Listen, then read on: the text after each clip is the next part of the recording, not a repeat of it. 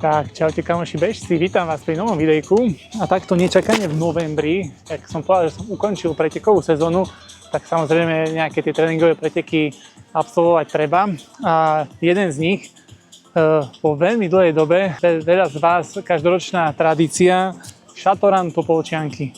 Prvýkrát to budem bežať takto na kratšej trase 8 km, behal som tu, neviem, či naposledy v roku 2017, ale na Instagrame mám poslednú nejakú spomienku na tento beh z roku 2017, takže chystám si reparát po veľmi dlhej dobe, no a som zvedavý, jak to bude prebiehať. Vyzerá to velice podobne, tradične, prostredie je parádne, boli sme tu už aj na Behaj lesmi, takže trať v podstate poznám, ten finish je takto cez ten parčík, beží sa hore po tej asfaltke okolo stajny a tých výbehov pre kone, čiže trať bude pomerne rýchla, prevýšenie na osmičke iba nejakých 100 metrov, čiže uvidíme, ako sa podarí zbehnúť. Nepozeral som ani štartovku, akí bombardéri tu sú, ale dneska sa chcem trošku vyžmykať, tak uvidíme, ako sa to podarí.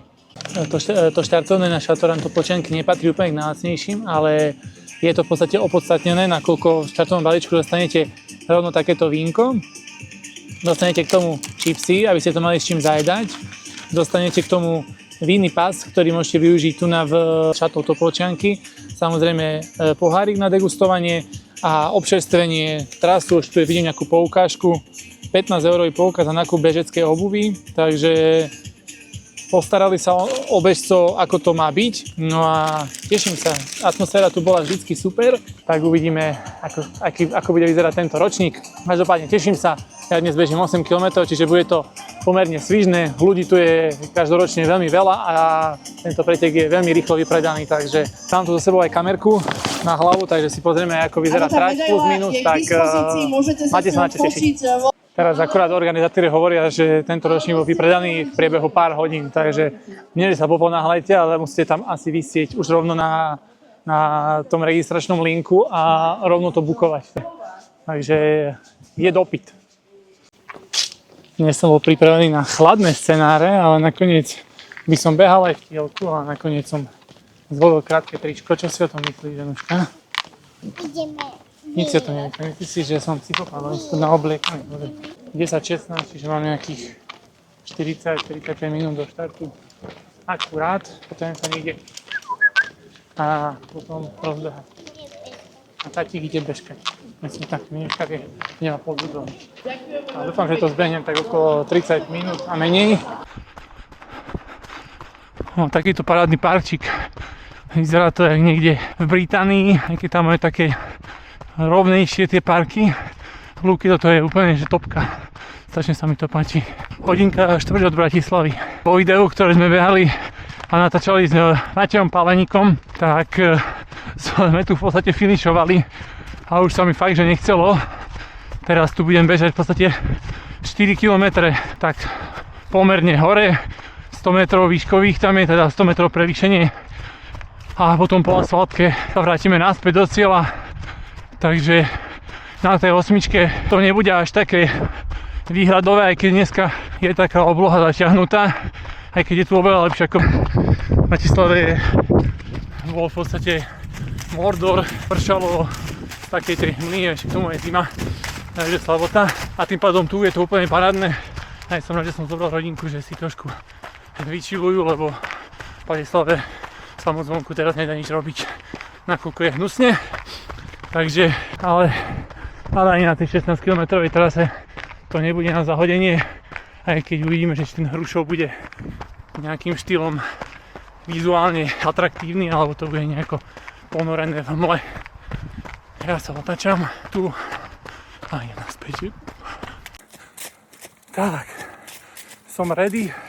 Šatoran Topolčianky 8 km.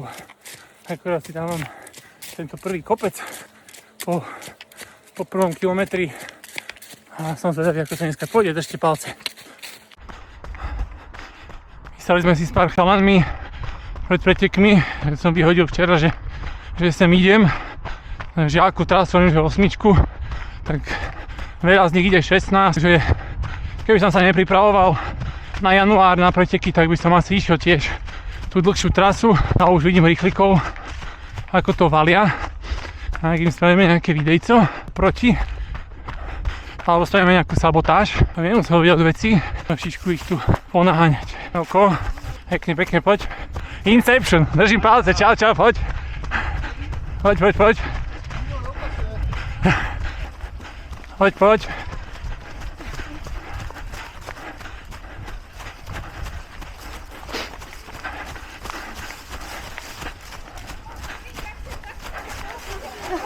Sorry.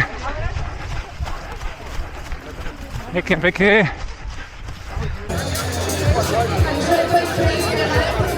Kilometrový beh je odštartovaný. Dámy a páni, v štartovom koli.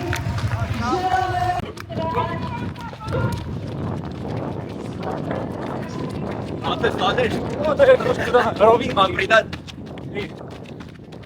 Toľko počkaj, trocha si. Pohrušou.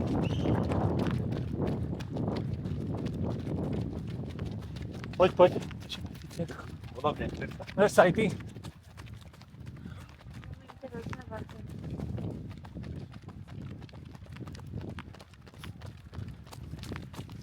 Poď. Čaute páni. Ahoj. Ste popili? Poď.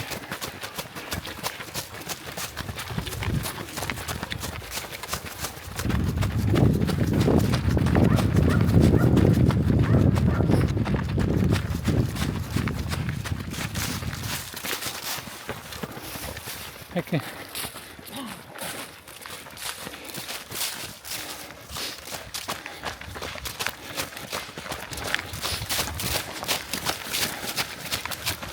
Tak, chalánov som odprevadil nejakých 6 minút do štartu.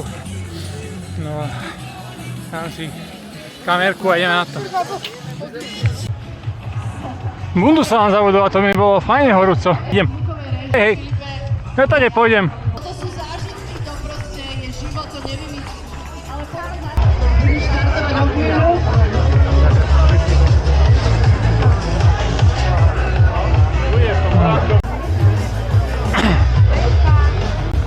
Prvých 40 minút bude najhoršie, potom už bude dobre. Do blokov? Nie. 3, 2, 1. Poďme. No, je niečo do toho videa, som štart. Ako to malo byť? Tak, hneď po štarte som si skontroloval ľudí, ktorí so mnou vyštartovali. Viacerí z nich som tam nepoznal, takže som sa radšej rovno ujal vedenia, aby som to trošku otestoval na prvom kilometri. No a za touto zákrutou už beháme do toho zámockého parku, v ktorom som sa rozklusával a valíme v podstate po začiatok stúpania, ktorý je na prvom kilometri. Tepovo som sa už takto od začiatku prehúpol cez hranicu 178 tepov, čo je také u mňa hraničné.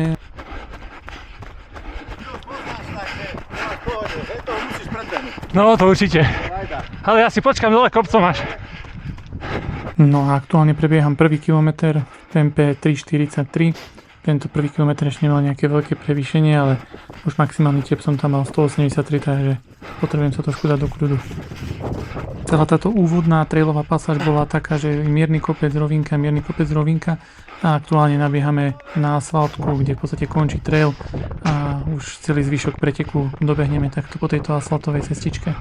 Súčasťou pretekov boli aj degustačné behy na 8 a 16 km, kde v podstate bežci počas behu degustovali vínko a toto sú v podstate bežci z tých tratí a predbiehal som ich či už pri výbehu hore alebo aj pri zbehu dole. Vidíte, že to bolo pomerne zahustené, vďaka cyklistovi som to zvládol pomerne bez problémov.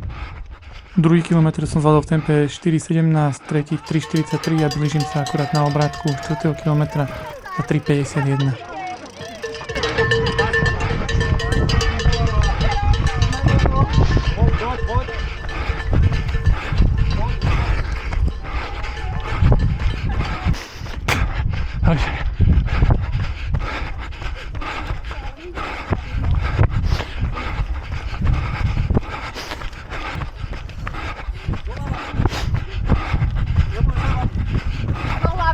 A presne toto je dôvod, prečo by ste nemali behať so slúchadkami, nakoľko môže vzniknúť rôzna situácia na tej trase a je fajn, keď ste prítomní v tom okamihu a počujete veci, ktoré sa okolo vás dejú.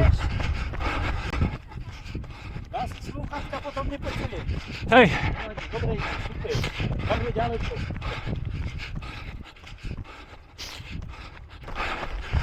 poďte. Síce mi cyklista povedal, že ten pretekár druhý, ktorý je za mnou, je pomerne ďaleko, ale mňa už od druhého kilometra strašne pícha v puku a takto dole kopcom to neviem vôbec rozbehnúť, takže robím čo to dá, aby som si ten náskok udržal a pokračujem.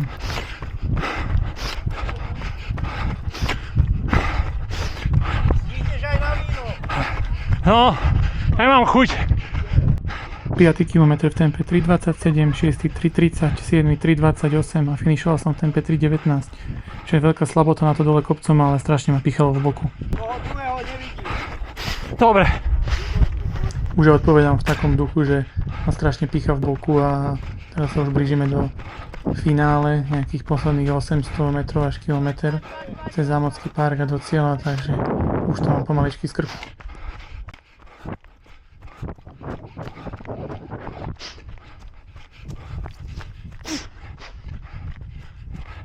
A sme doma. Tak, už som celý. Aj, nebolo to až také strašné, že ma píchalo v boku, tu je. Ja som ešte tu chcel. Ležíš. Tak, na cieľovej rovinke.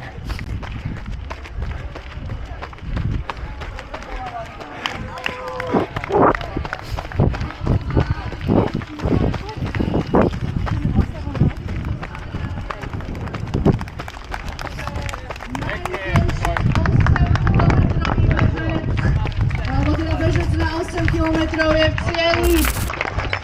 Krásne štartové Dan. číslo 448. Aj predza.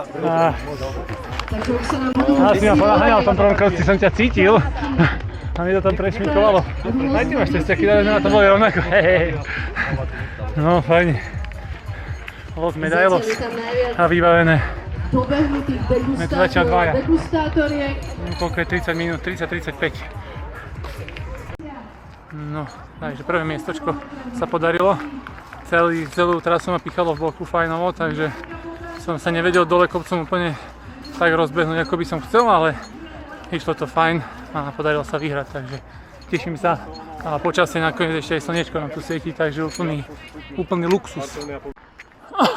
A rodinka už na pekne na ihrisku, už sa hrajkajú, takže luxus. Takto sme to natáčali aj behy lesnej Topolčianky, takže to tu poznáme. Miuške sa tu veľmi páčilo, takže ja som spokojný.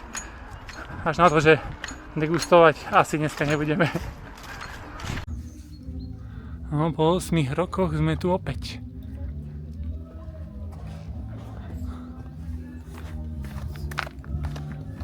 Ešte tu nikto nie je, takže to je fajn. Ale my chceme ísť ešte na Pstrúžika, takže idem si rovno dať guliašik a valíme.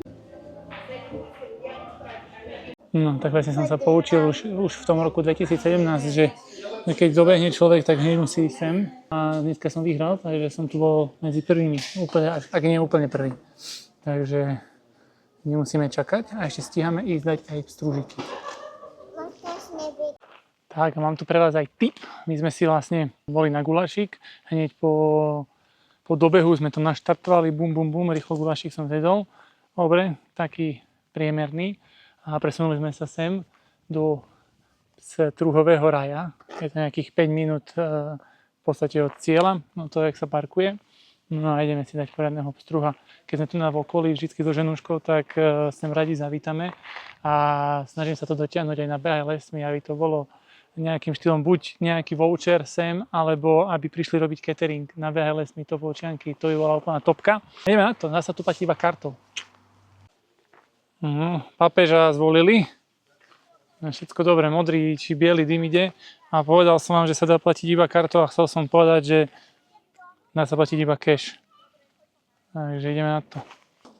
No a možno nejaké 2-3 roky sme tu neboli, ale tedy tu majú už aj takéto nejakú tú mini zoo, nejaké holube, nejaké, čo to, huse, poriadne alpaky, somáre, zajačíky, alpaky, kozičky, srandy kopec. A tu je čo? To sú nejaké papoušky, to sú nejaké malé vtáčíky žlté. Hihi.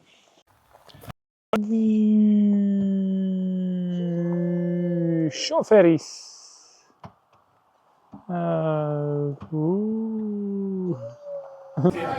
Tak, to je on. Mama je na údeného, ja som na grillovaného a Miuška bude mať hranolky a džusik. Poďme na to. A šalatík fajný. Chalko fajnové. Ideme na vyhlásenie. Budem tam spať.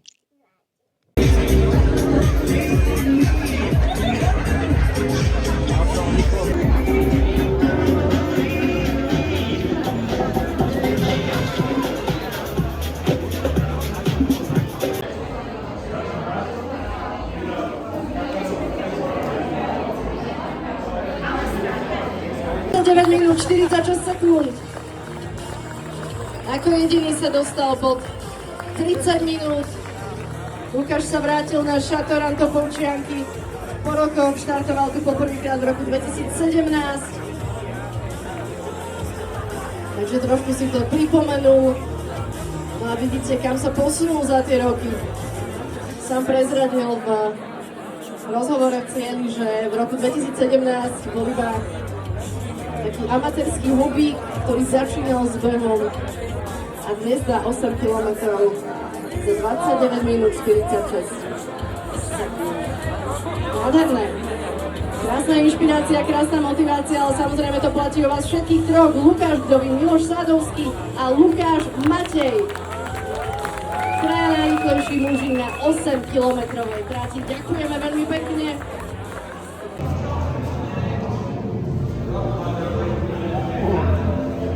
Vidíte, aký veľký súd? Vedľa teba úplne obrovský.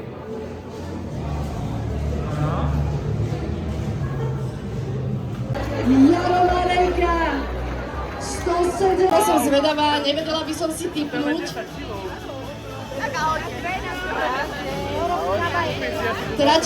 Traťový komisár tipuje 62. Zatiaľ. Stále málo? Stále málo, tak toto už je 8. kartón. Tomáš povedal finito. Takže 9 kartónov, vínečka z vinárskych závodov Šato Topolčianky. Videli ste highlight tohto šatoránu a to je víťazstvo v tombole a preváženie svojej hmotnosti vínom. Takže neviem, či by som to chcel vyhrať a ťahať to domov. Každopádne, ak by som si mohol vybrať nejaké vínko, tak by som si vybral Palavu. A keby to bolo mojich momentálnych 72 kg, tak to by bolo akože, to by bola luxusná výhra, ale ja som vyhral 8-kilometrový beh, nemôžem chcieť ešte aj v tombole vyhrať. No a toto boli Šatorán Topolčianky a my sa vidíme pri nejakej ďalšej recenzii alebo nejakých pretekoch. Čaute.